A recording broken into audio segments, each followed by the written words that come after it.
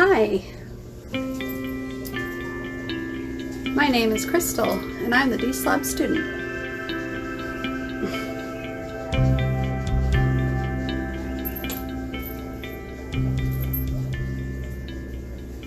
What do you think of my hair?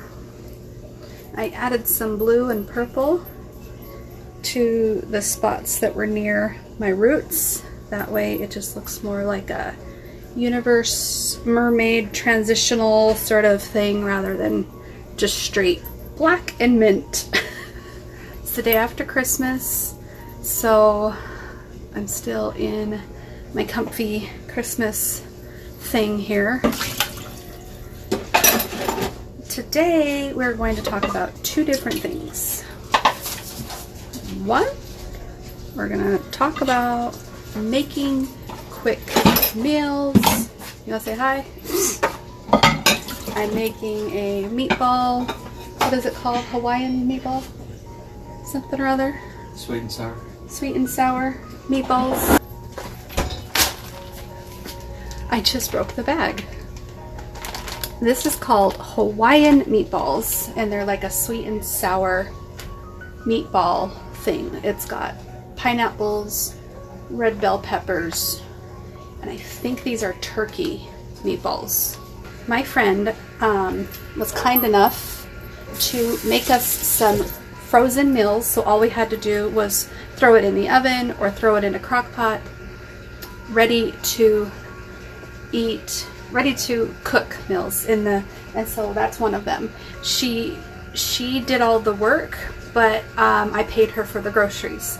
And then I also got her a little thank you gift on top of that because I was just so appreciative. She made us like 12 meals in a couple of different time frames. I swear that's really loud. Can you hear that? It's the fish tank. Sounds like there's something wrong with the filter. Anyways, two things we're going to talk about today. We're going to talk about ready to eat meals, easy meals. I've had surgery. I'm recovering for surgery. If you can tell, I'm standing. I'm putting all my weight on one leg though. I should really practice putting all my weight in both legs. And while we talk about the second thing, I don't even think we're going to talk about it. I'm probably going to have a video play that will better explain it, but I wanted to talk about dissociation. Or maybe the video's playing right now. Who knows? Am I talking while the video's playing? I don't know how I'm going to edit this. But anyways, what I'm saying is dissociation. If you know what dissociation is, when your body and mind feel separate from each other and you kind of are floaty and not at all present in the moment, you might lose time and feel like you're not in reality. And that is what this video is going to explain while we watch me clean out the crock pot and make the easy to eat, easy to cook meal. Easy to eat. Easy to eat meal. Easy to cook meal.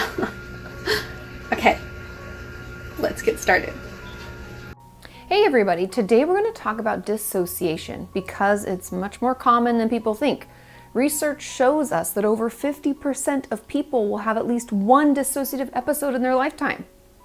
So we should all be a little bit more informed about what it is and what it isn't. Now, the first sign of dissociation is memory loss.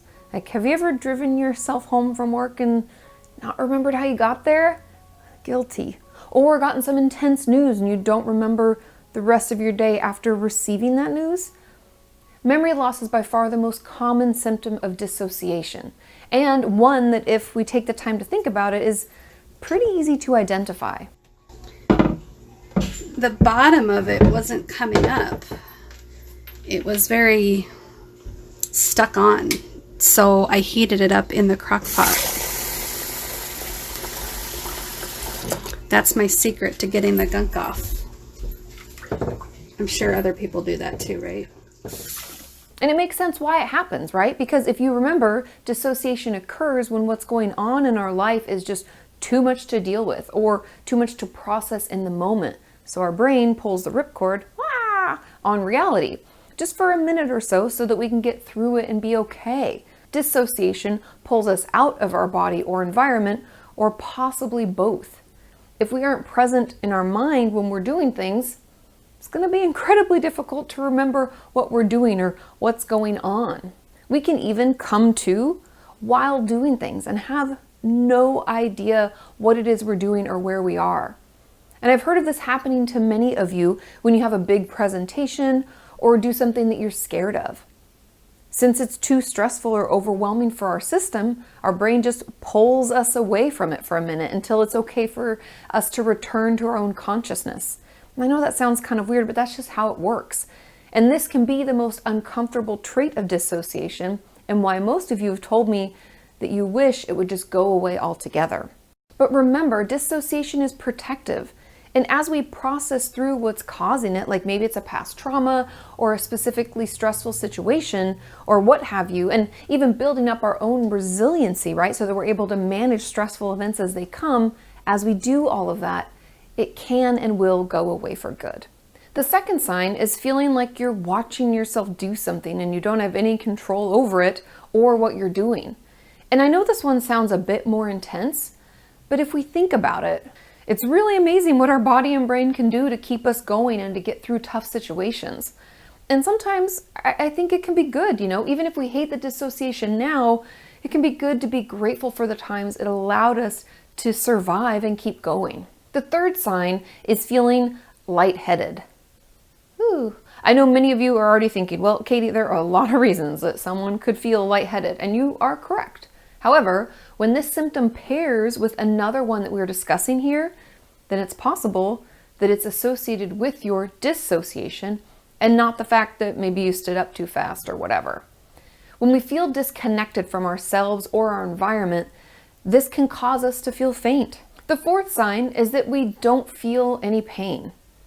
Obviously, if we are disconnected mentally from ourselves or our environment, it can make it difficult, if not impossible, for us to feel any emotional pain. That's sort of why dissociation occurs in the first place, to give us a break from all that we feel so that we can calm down, feel okay, and return to our own brain and body. But another side effect is that we often don't feel any physical pain when we dissociate either.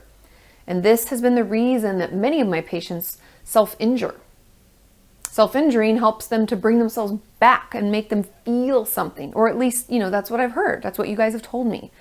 Although they report that they often don't feel the pain like they normally do, and that can lead them to harming themselves more than they had planned. But it makes sense, because if we don't like feeling spaced out or disconnected from ourselves, we could do things to help bring us back, even if those things are actually harmful themselves. We can feel like there's nothing else that will work. And if you have self-injured while dissociating and come to only to realize that you harmed yourself more than you had planned, please, please, please go to the hospital and see a doctor immediately. We don't want our infection to get into our blood and cause even more harm to our system, so please go in and get the medical attention you need and deserve.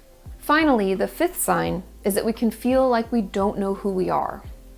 This is by far the worst part of dissociation, and I believe it can lead to symptoms of depression if it's not addressed.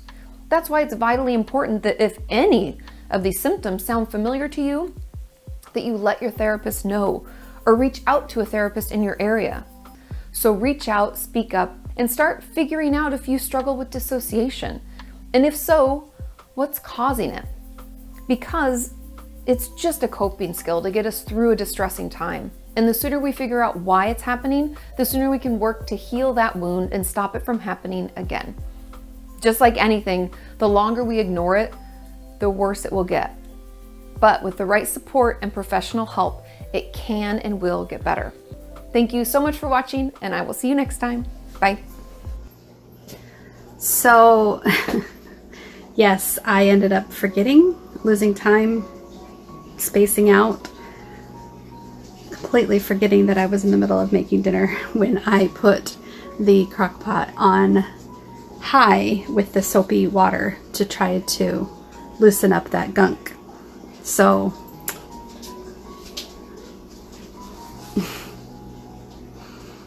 I just feel like I'm amazed because like an hour passed and I had no idea. Completely clueless.